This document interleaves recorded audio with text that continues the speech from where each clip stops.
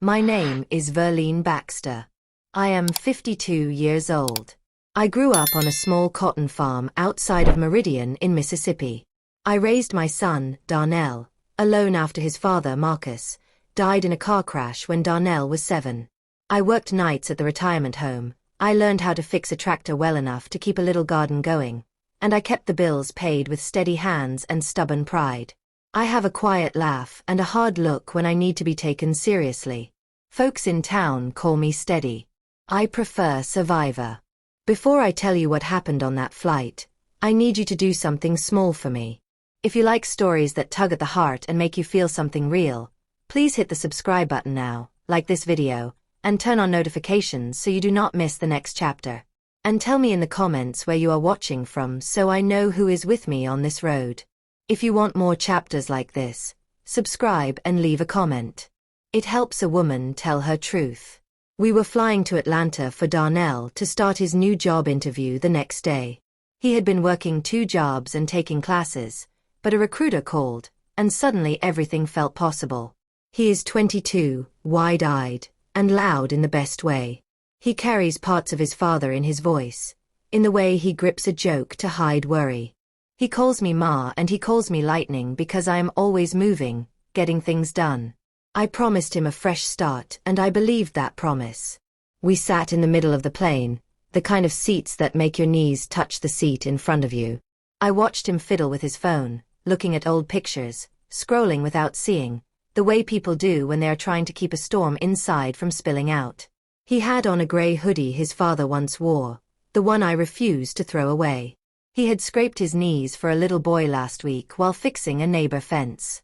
He smells like engine oil and cologne that is still too strong for a young man. It was 30 minutes into the flight when Darnell turned slowly and stared toward the back of the cabin. I thought he was looking for the restrooms until he whispered, "Ma." His voice was small. I followed his eyes. A man was standing in the aisle, coat in hand, watching us like he had been put there to watch over something. He looked calm. He looked tired. He looked exactly like Marcus would have looked if he had kept aging the way he did before the crash. The same crooked smile when he tried not to smile. The same little scar on the cheek where a stubborn branch hit him when he was 15. My heart did a thing I did not like. I felt the air leave my lungs. Darnell began to tremble. He reached out and grabbed my arm like a child who needed to be held. "Ma," he said, whispering like a prayer.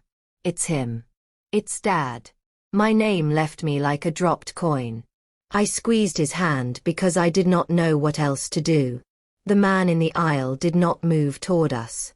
He did not speak. He simply stood, looking small against the bright window light, waiting for a stop the plane did not make. People around us did not seem to notice. A woman 3 rows ahead was watching a show on her tablet. A baby cried. A man in a business suit adjusted his collar. It was like the world kept moving and the air around us folded into a private room that only Darnell and I could enter. I reached for my phone to call up Marcus' old pictures. I wanted proof. I wanted to show Darnell that what he was seeing had a name, a face, a memory that made sense. My hands shook. I tapped the screen and scrolled until the photograph of Marcus at the county fair came up. He was younger there, wide-brimmed hat tipped back, laughing like the world was going to end in fireworks. The scar on his cheek was there. The crooked smile was there. Darnell closed his eyes and rocked a little. He began to speak softly, like he was trying to convince himself he was awake. I watched his lips form the words, "Daddy, come home, please." A flight attendant passed by and dropped a cart of drinks. The cart rattled and some of the cups sang in plastic chorus. The aisle man did not react. He stood exactly where he was, wrapped in a coat that looked like a photograph that had been left too long in the sun. I do not believe in foolish things. I do not believe in miracles the loud way some folks do with banners and church pews, but there are parts of the world that make you halt. There are moments when grief finds a new face and the face stares back as if it belongs to you. I felt cold at my neck, like the window had been opened inside my chest. The plane's hum felt distant, like a radio at the bottom of a river. I wanted to stand and walk to that man and call his name like a rope. I wanted to shake him and tell him he could not be here. But my legs were not mine. They were made of something older, heavier, and I stayed seated. Darnell opened his eyes. Tears were in them, bright and wet. He looked at the man again, and this time he smiled and wept at the same time. "Ma," he said, "I should have told him. There are things we should say when people are alive because later we will spend nights rewriting the words we should have said." I reached out and brushed his cheek the same way I used to when he was small and afraid. The plane shuddered. Somewhere a woman laughed at a joke that belonged to somebody else. The man in the aisle lifted his chin and looked straight toward us. For a second his eyes were two deep wells of tired. He did not look angry. He did not look like blame. He looked like a man who had come to stand in the doorway of goodbye once again. Then he smiled in a way I could not put into words. It was a gentle thing, not smug or harsh.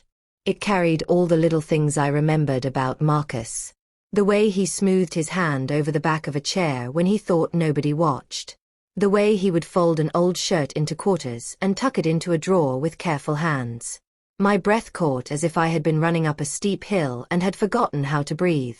I reached for my phone again to take a picture so Darnell would have proof, because proof is the thing adults use to anchor hope. Before my thumb could touch the button, the man vanished. He simply became air, like a window left open that closes without a sound. One heartbeat he was there. The next he had evaporated into the airplane light. The seatbelt sign blinked above like a watcher and the pilot's voice came through, calm and ordinary, telling us we had reached cruising altitude. Darnell sobbed now, a sound full of more than one thing. He buried his face into my shoulder and I let him. I let him break if that was what he needed. To call it a ghost would be too small. To call it a miracle would be too loud. To call it a vision would be too tidy. We sat in the middle of a metal tube flying 7,000 feet above the ground, and the world had rearranged itself for 30 seconds in a way that belonged to no one else. People passed by and soon the aisle had returned to ordinary traffic.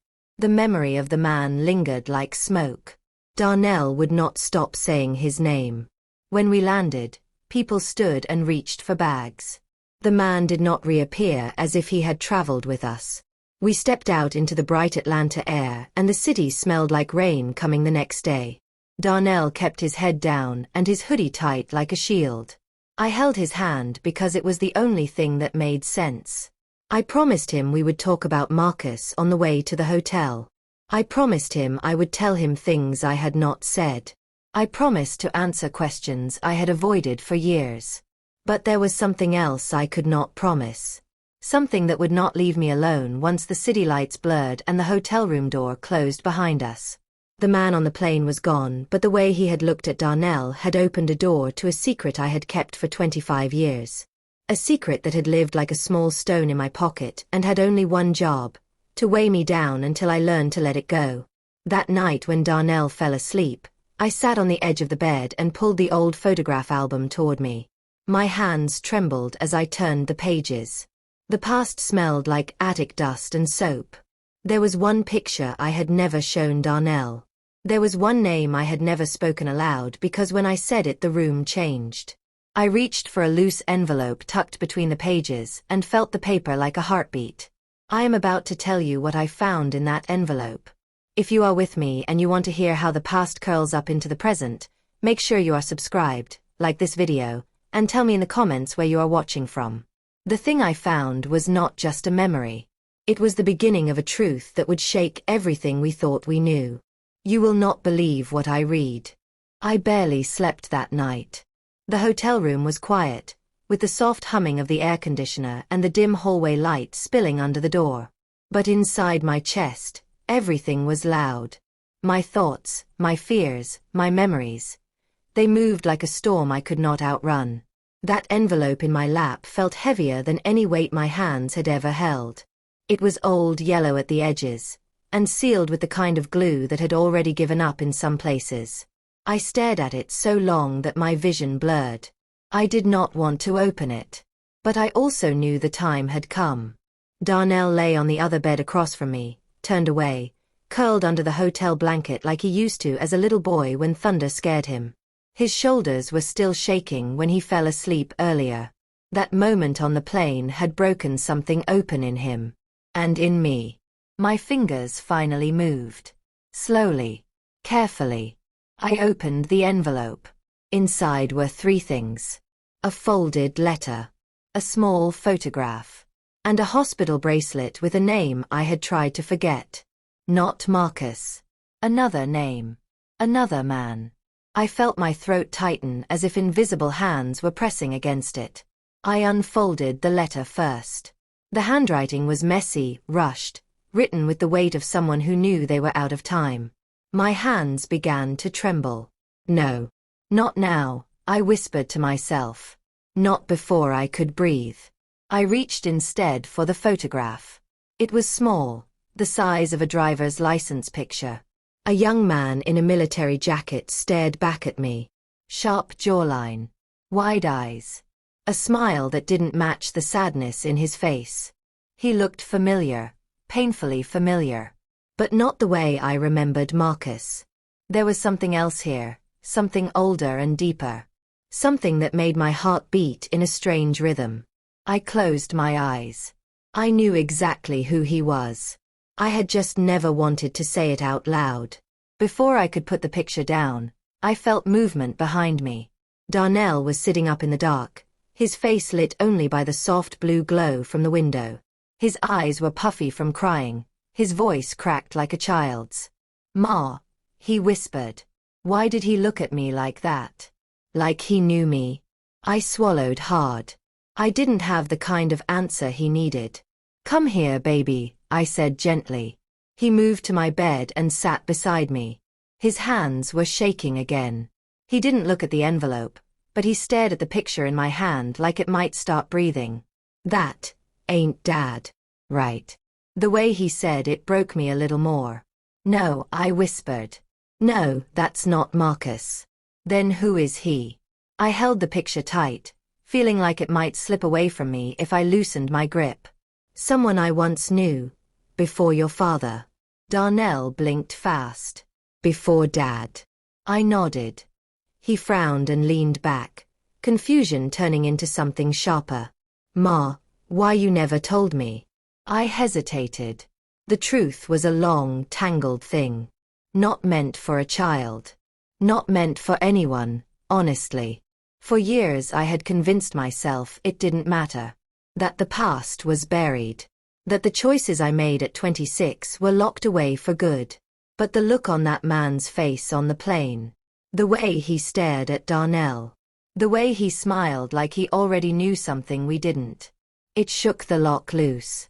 "It's not a story I ever wanted to tell," I finally said. "I was trying to protect you. And myself." Darnell exhaled heavily. "From what?" I looked down at the hospital bracelet. The name printed there. The date. The place. I remembered the cold smell of those hallways. The panic. The crying. The silence that followed. "From a truth that was too heavy for you then," I whispered. "Too heavy for me too." Darnell stared at me, hurt shining in his eyes.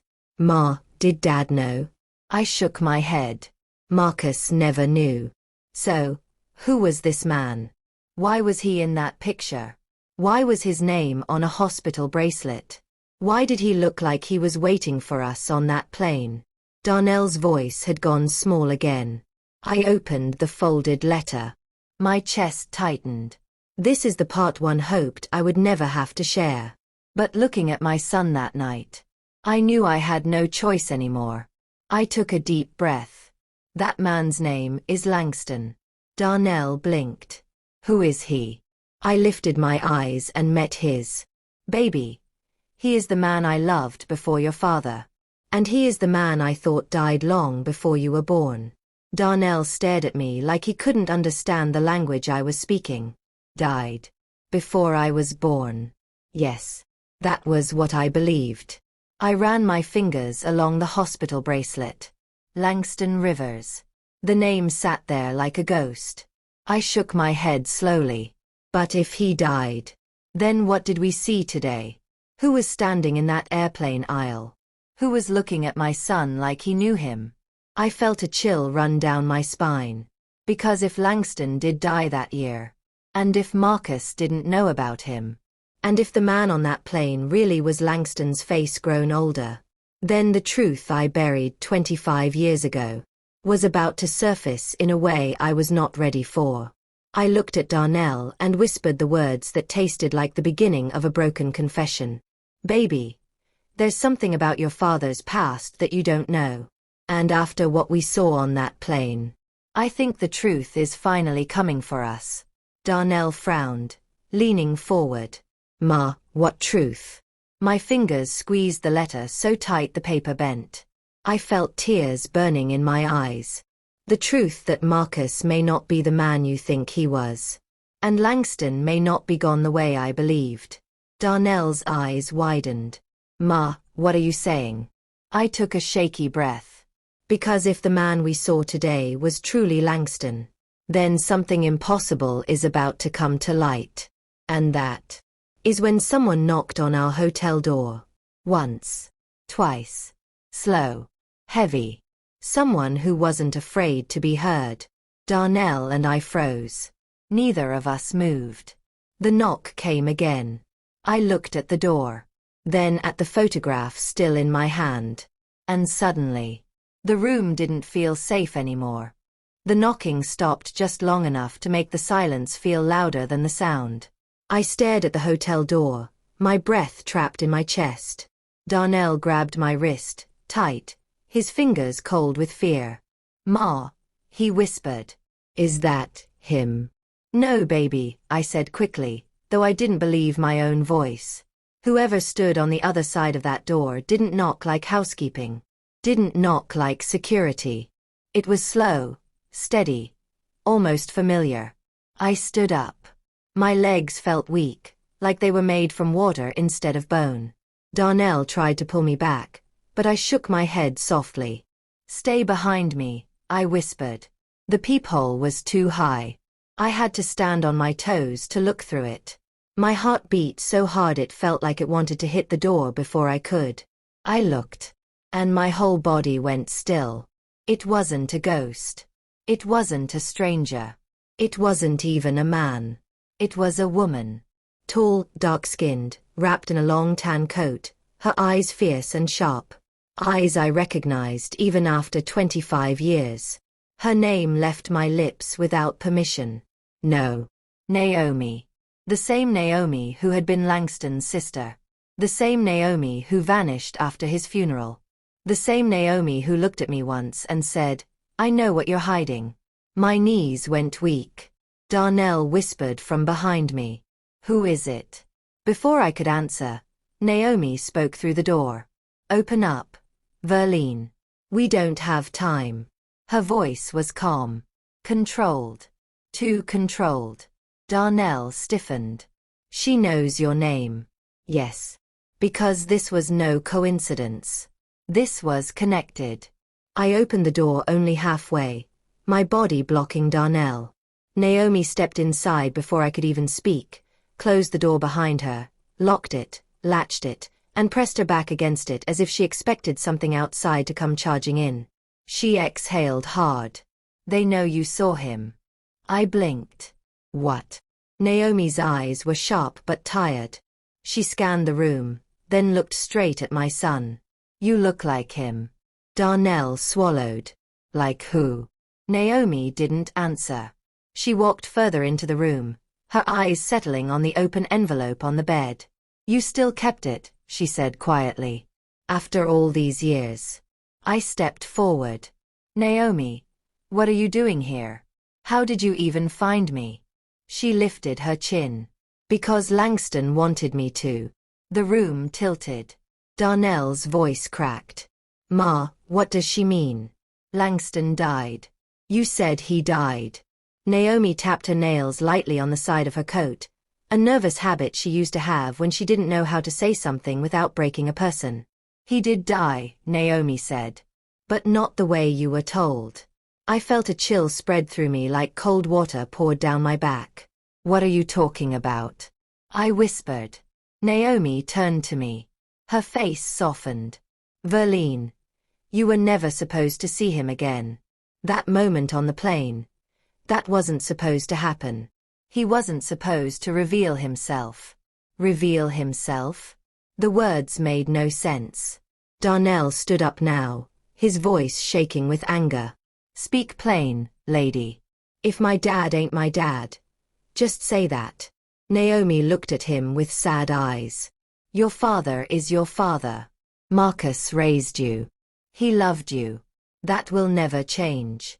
Then why would that man look at me like that? Like he knew me? Naomi hesitated. Because he did know you. The room went silent. I took a step forward. My voice trembled like a thin branch in strong winds. Naomi, tell me what is going on. Tell me why Langston looked older than he ever lived to be. Tell me why he would be on that plane. Naomi closed her eyes for a moment, gathering strength. Then she opened them again. Verlene, Langston didn't die in that hospital. He was taken. Taken? By who? Naomi walked to the window, slowly, her coat brushing against the carpet. By the people who knew what he carried, she said softly. By the people who knew what was in his blood. By the people who wanted to use him. I stared. Use him for what? She turned around. For the same reason they're looking for you now. My heart dropped. Me. Darnell stepped in front of me as if to shield me, even though he was terrified. Naomi nodded. Yes. And your son too. Why? I whispered. Naomi pointed to the picture still on the bed. Because Langston didn't leave you with just memories, Verlene. He left you with secrets. Secrets they never wanted you to uncover. Naomi reached into her coat slowly. Darnell tensed, ready to jump toward me. But she only pulled out a small folded paper, similar to the one inside my envelope. She placed it in my hand. Langston wrote that the night they took him, she said. He begged me to keep it safe. And to find you if anything ever went wrong. I unfolded the note slowly. My breath caught. Verlene. If they come for you, run. If they come for the child, protect him. And if you ever see me again, do not follow me. Do not trust anyone. Not even the ones wearing badges. Remember what I told you about the blood. The blood. That word hit me like a slap. Darnell leaned toward the note. Ma, what does that mean? I stared at the words, my voice barely there. Because before Marcus, before any of this, Langston once told me something strange about his family. Something he swore was true. Something I pushed away because I thought it was madness. Darnell swallowed hard. Ma, what? I looked at my son. Baby. Langston believed someone in his family line wasn't human. Before Darnell could react, Naomi stepped closer. And now they think it passed down. Through him. Through you. A sharp knock suddenly exploded on the door again. Hard this time. Urgent. Not friendly. 3 loud bangs. Darnell and I froze. Naomi's face drained of color. That's them. They found you. The banging grew louder, shaking the frame. Darnell whispered. Ma. What do we do? I grabbed his hand, my heart pounding so loud it filled the room. And as the door rattled again, as the walls seemed to vibrate, as Naomi reached for the lights, I whispered the only thing I could. Run. We didn't think. We didn't breathe. We just moved. The banging on the door grew harder, louder, faster. Whoever was out there wasn't knocking anymore. They were trying to break the door down. Naomi's voice sliced through the panic. Move. Now. Out the back. But this was a hotel. There was no back. Just a bathroom and a window that didn't open. Darnell grabbed our bags. His hands were shaking so bad the zipper rattled like loose coins. I yanked the photograph and the letter off the bed and stuffed them inside my pocket. Naomi pointed toward the bathroom. In there. Hurry. Another crash hit the door. The metal lock bent inward. Darnell stumbled into the bathroom first. Naomi shoved me inside and followed, locking the flimsy door behind us. "Ma, what's happening?" Darnell whispered. Before I could answer, Naomi dropped to her knees and ran her hand along the base of the wall behind the toilet. I frowned, until I heard it. A hollow sound. There was a hidden panel. Naomi pressed both thumbs against a tiny crack in the tile. Something clicked. The tile lifted like a small drawer. Behind it was a square opening no wider than a laundry basket. "What is that?" I gasped. "Maintenance crawl space," she whispered. "Hotels built in the 80s have them. Leads to the service shaft." "You knew this was here?" I asked. She didn't answer. Instead, she shoved her coat through the opening. "Darnell, go first," Naomi said. "No," he said instantly. "My mom goes first." Naomi grabbed his arm tightly. "Listen. They want her. If she gets caught, there's no getting her back. If she goes first, I can block them long enough for you to get far down that shaft. Go." Darnell's jaw clenched. His fear turned into something else. Determination. He helped me crawl in. The metal floor was cold under my hands. The shaft was dark, narrow, and smelled like dust and old pipes. The kind of place no one should ever have to crawl through. Once I was halfway in, I reached out for Darnell. "Come on, baby. Don't leave me alone in here." He followed quickly, squeezing his shoulders through the tight opening. Behind us, Naomi whispered, "When you get to the end, turn left. There's a vent that opens into the laundry room. Get outside.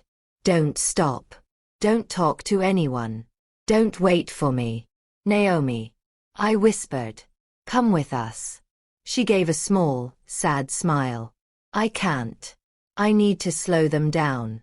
Before I could argue, the bathroom door exploded inward. Darnell yanked me deeper into the shaft, and Naomi slammed the panel closed behind us. We crawled in the dark as chaos crashed into the room we had just left. Voices filled the bathroom.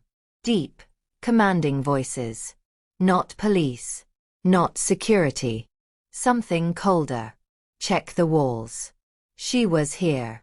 Find the boy." My blood ran cold. Crawling felt endless. Metal scraped my knees. My heartbeat echoed louder than the clanging pipes above us. Darnell kept whispering, "Keep moving, Ma. Keep moving."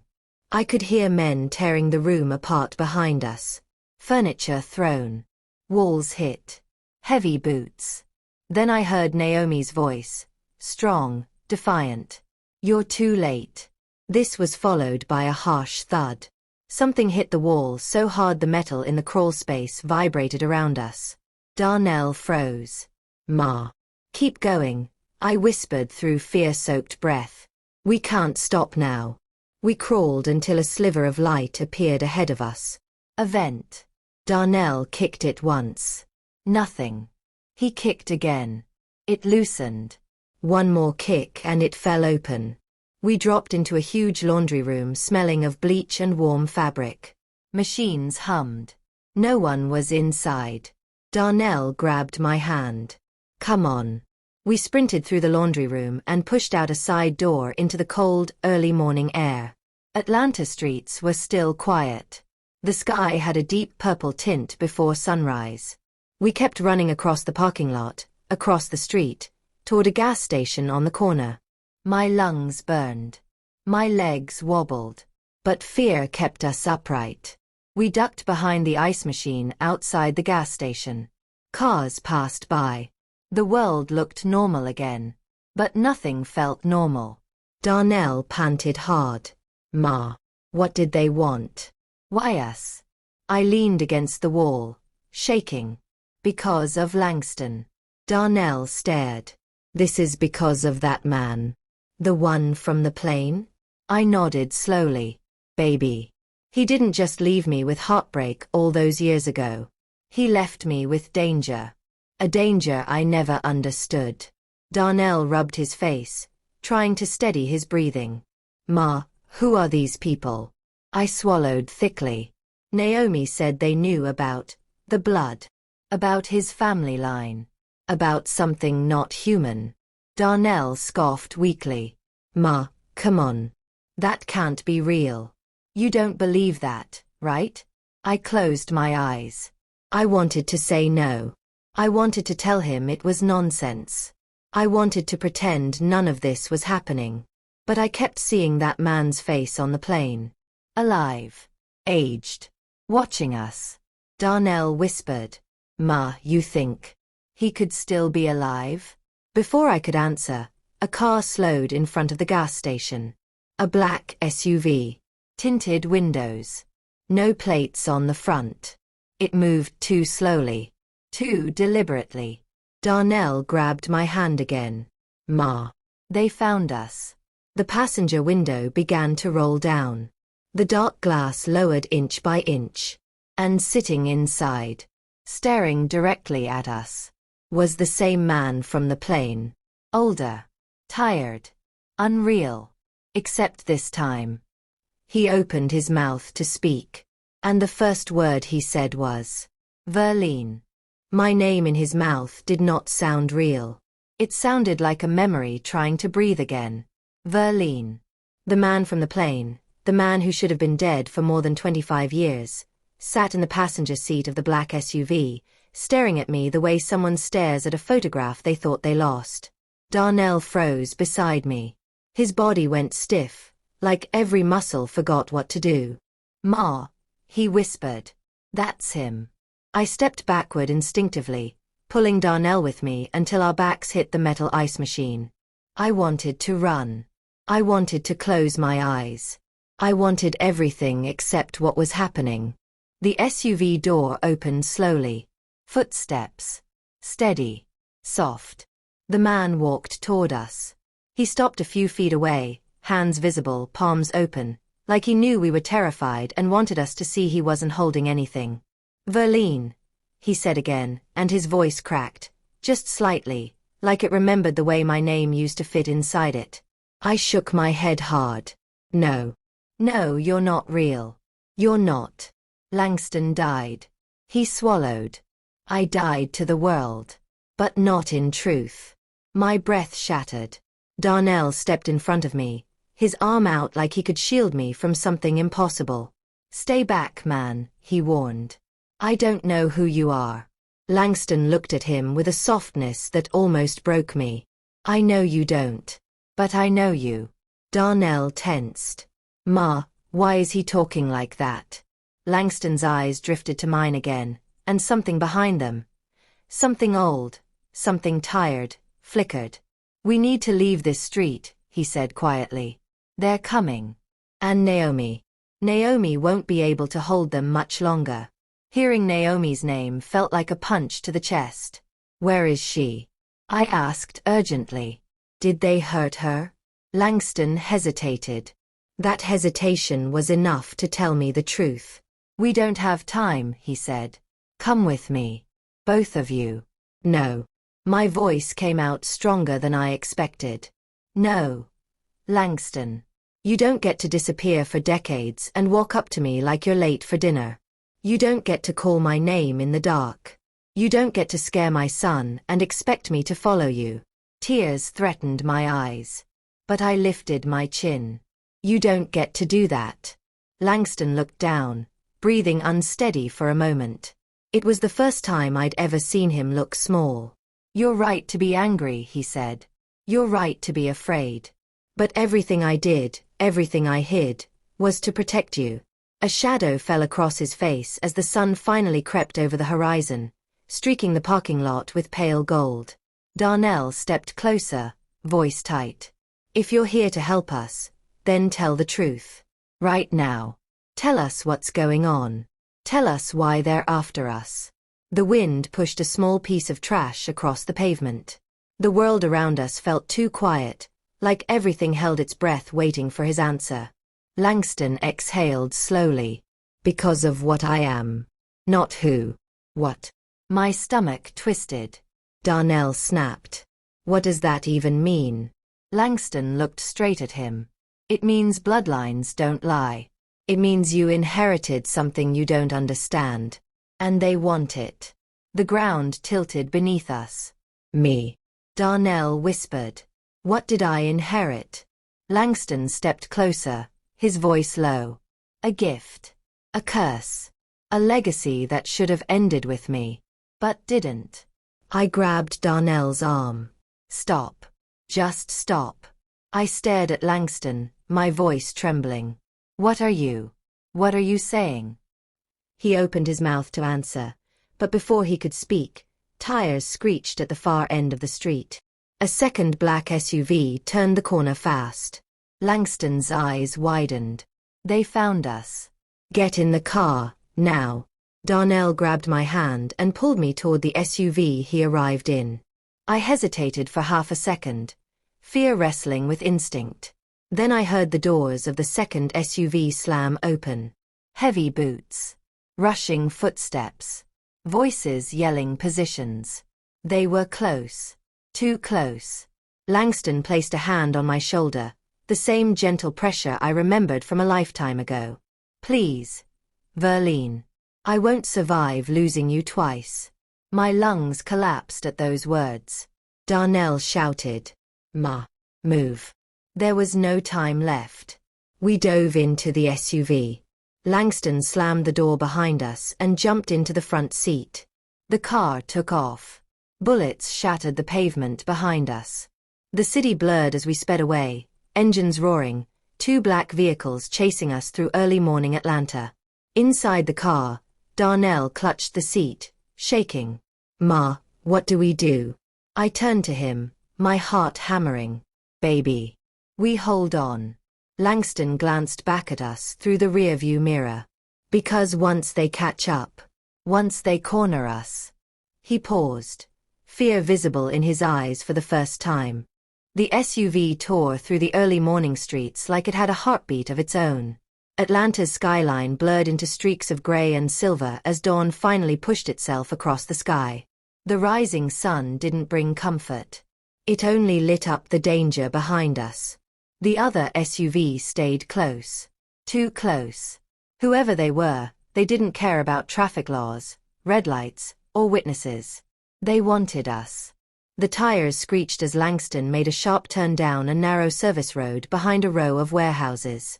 Darnell and I slammed against each other, and I held on to him like he was 3 years old again, scared of thunderstorms. Langston shouted over the roaring engine. Keep your heads down. A loud crack echoed. A bullet punched into the back window, spiderwebbing the glass. Darnell ducked instantly. Ma, are you hit? No, baby. I'm okay. My voice shook. Not because I was hurt, but because I almost wasn't here at all. Langston checked on us through the rearview mirror, his eyes wild with urgency. Hold tight. They're not supposed to be this close. Supposed? What did that even mean? I grabbed the seat in front of me. Langston. Who are they? Tell me now. He hesitated, jaw tight, eyes scanning the road ahead as he swerved again. People who knew what I was becoming, he said. People who believed my blood held something powerful. People who wanted to claim it. Becoming. The word chilled me. Darnell leaned forward. What's in the blood? Why does it matter? Langston's knuckles turned white on the wheel. Because our family isn't entirely human. My heart stopped. No. I had heard him say strange things in the past. Back before the hospital, before everything went wrong. I thought he was stressed. Or grieving. Or just telling stories. But the look in his eyes now wasn't the look of a man telling myths. It was the look of a man telling the truth. Darnell's voice trembled. Are you saying I'm? You're human, Langston cut in. But you carry half of something else. Something else. I closed my eyes, tears burning hot behind them. Langston. Tell me everything. Enough secrets. Enough hiding. What are you? The chasing SUV rammed our bumper. Langston jerked the wheel, teeth clenched. I'll tell you, he said through gritted teeth. But I need us alive first. He slammed on the brakes. Hard. We shot forward in our seats, but the car behind us had no time to react. It smashed into our bumper so forcefully that the metal crumpled like paper. Their engine hissed. Smoke poured upward. Langston hit the gas again, shooting forward before they could recover. He swerved onto an old bridge, one so narrow only one car could pass. The river below shimmered with cold morning light. Darnell clutched my hand tightly. "Ma, I'm scared." I squeezed back. "I know, baby. I know." Langston sped across the bridge, but the other SUV, battered but still running, thundered onto it too. They were determined, relentless, hungry. Halfway across, Langston stopped. Just stopped. The tires screeched. The car behind us skidded. Smoke curled upward. I gasped. "Langston, what are you doing?" He turned slowly in his seat, meeting my eyes. "This ends now." His face shifted, subtly, but enough for me to feel the hair rise on my arms. His pupils widened unnaturally. A faint glow stirred beneath his skin. Not violent. Not monstrous. Just other. Langston took a slow breath. "Verlene, I never wanted you to see this." Darnell stammered. "What's happening to you? What are you doing?" Langston's eyes softened. "Protecting you." The other SUV's doors flew open. 3 men in black uniforms jumped out. No badges. No names. Faces stony as statues. They marched toward us with purpose. Langston opened his door and stepped out. "Langston, no." I grabbed for him, but he slipped out of reach. He turned his head slightly. "Stay inside. Lock the doors. No matter what you hear." The sound of danger thickened in the air. The men approached him, one raising a device that wasn't a gun, but hummed like electricity.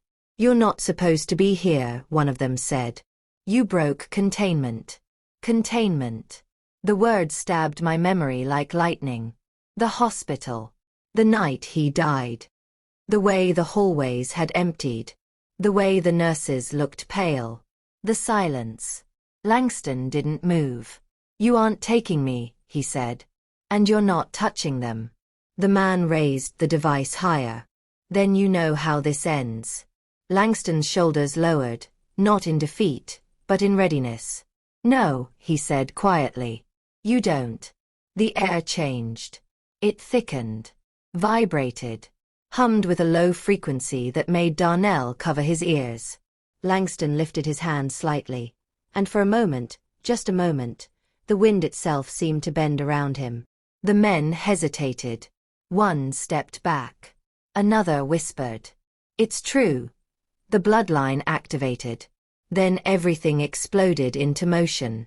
A surge of force, invisible yet powerful, blasted outward from Langston like a shockwave. The men flew backward, slammed into their SUV with bone-crushing impact. Darnell let out a choked gasp. "Ma, did he just—" I held him close, eyes wide, heart racing. "Yes, baby. He did." The bridge shook. The air trembled. But Langston staggered. He grabbed the railing with one hand, breathing hard. He wasn't invincible. Whatever he did, it cost him. The men on the ground groaned, struggling to get up. Langston turned toward us. "Go." Darnell dashed out and helped him back toward the SUV. But before we could climb in, a loud helicopter engine roared overhead. A black chopper appeared through the clouds. Spotlight. Ropes. More men descending. Langston whispered in panic. They brought the retrieval team. I pulled Darnell close, feeling the world collapse around us. Langston looked at me with desperation. Raw, honest, terrified. "Verlene, if they take me, they'll come for you next. You have to leave me." "No." "Yes." He grabbed my hand, warm, shaking. "You need to protect our son." Darnell froze. "Our what?" I stared at Langston, breath gone. "Langston, what are you saying?" He swallowed hard. Marcus raised him. Marcus loved him. But the blood is mine. Darnell's world shattered in that one sentence. Ma. No. That can't be. Tell me he's lying. Tears ran down my face. Baby. I'm sorry. Langston whispered.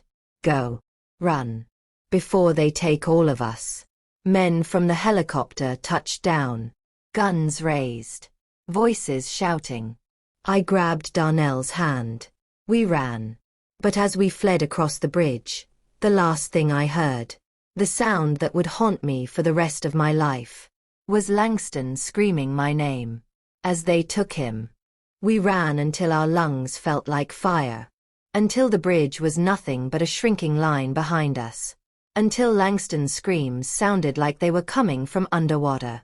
Darnell stumbled beside me, clutching his chest, his breath sharp and broken. Ma, stop. Please. But we couldn't stop. Not with the helicopter circling back. Not with men shouting orders. Not with the truth we'd been running from finally catching us. We turned down a gravel path that led toward an abandoned freight yard. Rusted train cars stood like giant tombstones. The place smelled of old metal and dust.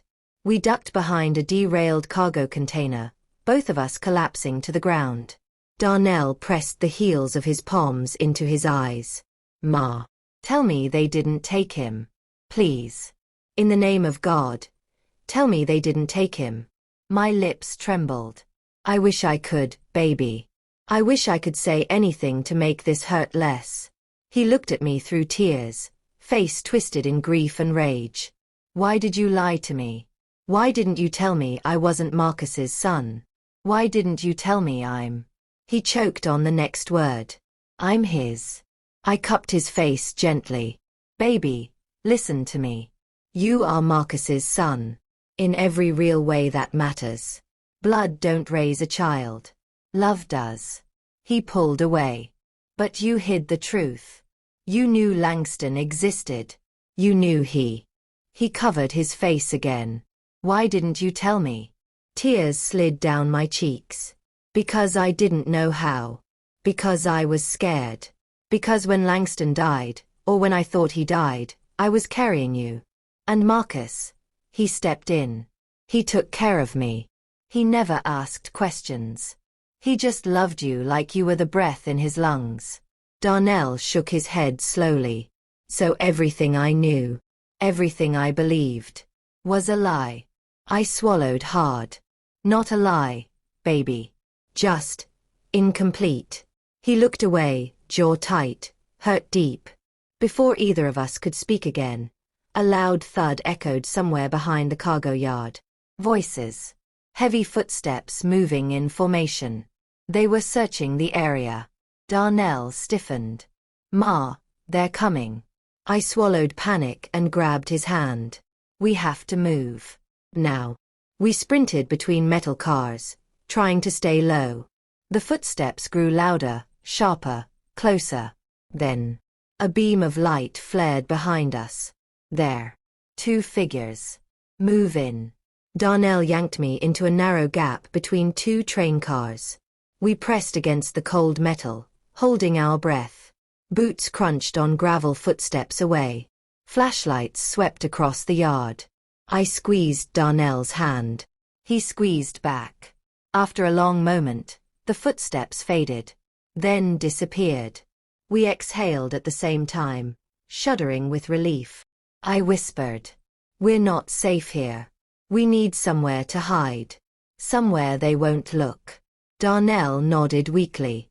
Where do we go?" Before I could answer, a shadow moved beside us. I almost screamed, but a hand clamped gently over my mouth. "Sure." A voice whispered in the dark.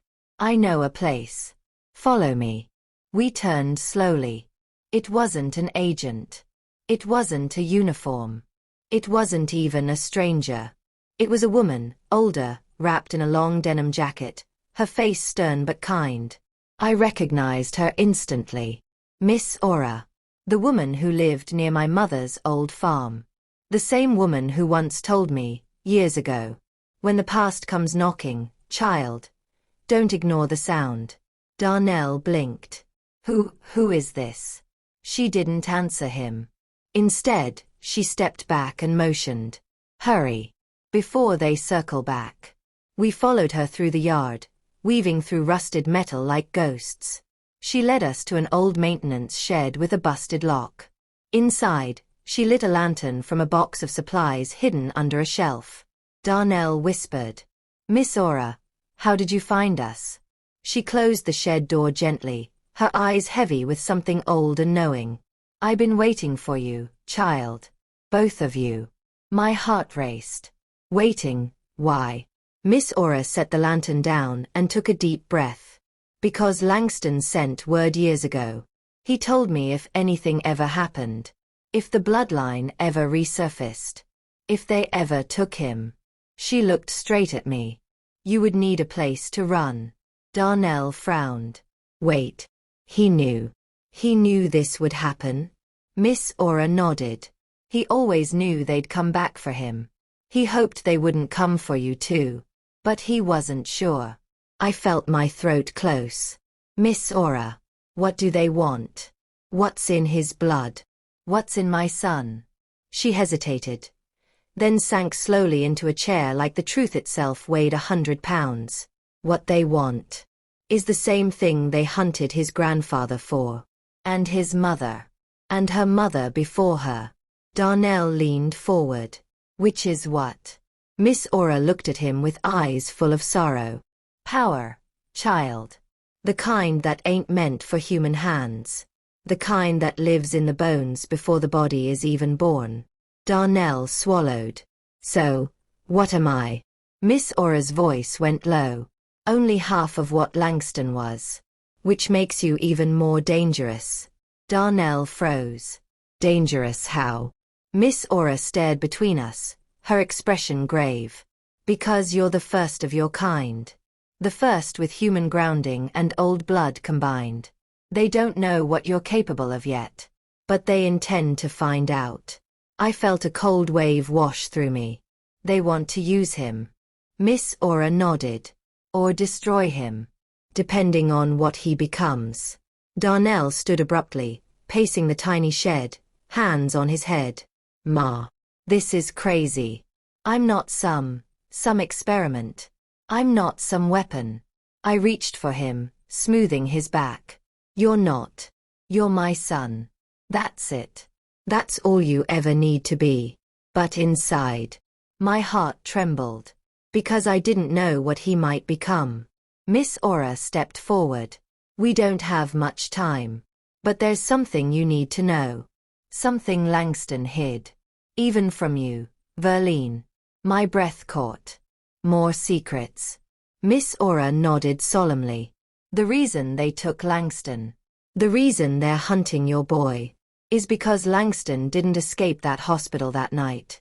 He was released. On one condition. Darnell whispered. What condition? Miss Ora lowered her voice. That when the time came. When the bloodline awakened. He would bring the child to them himself.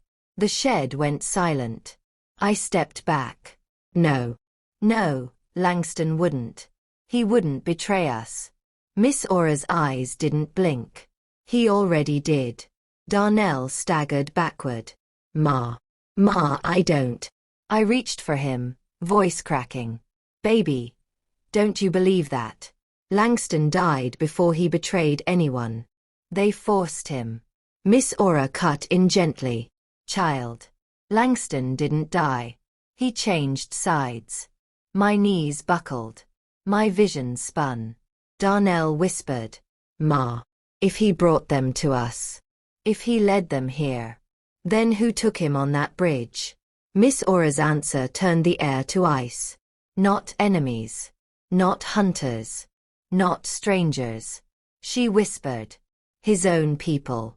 For a long moment, none of us spoke. Miss Ora's words hung in the air like smoke that wouldn't clear. His own people.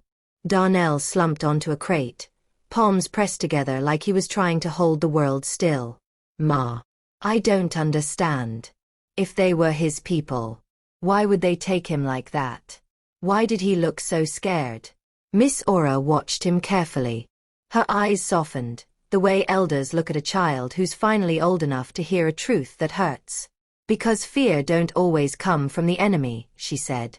Sometimes it comes from the family we ain't ready to face. I felt something twist inside my chest. Miss Aura stepped closer, her lantern light casting long shadows along the walls. Langston wasn't stolen. He wasn't kidnapped. He wasn't hunted. He was claimed. Darnell lifted his head, voice breaking. Claimed? For what? Miss Aura took a slow breath. For a throne he never wanted. My throat tightened. Miss Aura, what are you saying? She nodded solemnly, as though repeating an ancient truth. That man you loved wasn't just different. He wasn't just gifted. He came from a hidden people, a bloodline older than this country. A people who lived in shadows and stories. A people who protected their kind by never loving outsiders. I exhaled slowly. But he loved me. She nodded again. And that love is why they punished him. Because you were human. Because you carried no gift. Because he chose a path outside their laws. I felt the floor shift beneath me. Darnell whispered. So they took him. Because he chose my mom? Miss Aura shook her head. No. They took him because he chose you. Darnell stared. Me. You, child. Because you are the first mixed blood they ever allowed to live. Because your existence changed the order of their world. Because the moment you were born, you became the heir to what Langston tried to escape. My heartbeat tripped. Heir. To what? Miss Aura lowered her voice. To a kingdom hidden in plain sight. A lineage with abilities the world ain't ready for. A people who don't die the way humans do, but grow stronger with age. Silence. Darnell blinked in disbelief. I'm not a king. I'm not anything like that. Miss Aura nodded. Not yet. But you will be. And that's why they're coming. I shook my head hard. No. No. This ends tonight. He's my son. Not theirs. Not anyone's to claim. Miss Aura walked closer, her face grave. I need you to hear the rest. Because there's something you don't know, Verline. Something Langston did. Before he ever left that hospital. I braced myself. He gave up his place so they would spare the child. Darnell looked up, eyes shining. He, what? Miss Aura nodded. He surrendered his title. His power. His freedom. Also you could be born safe, Darnell. A tear slipped down my cheek. He sacrificed himself for us. Miss Aura placed a hand over mine. Langston loved you, child. Both of you. He gave them everything, his life, his name, his future, under one promise. What promise? I whispered. That they would never come for you. That Darnell would grow up normal. That the bloodline would die with him. Darnell rubbed his forehead, overwhelmed. But it didn't. I'm still here. Miss Aura nodded slowly.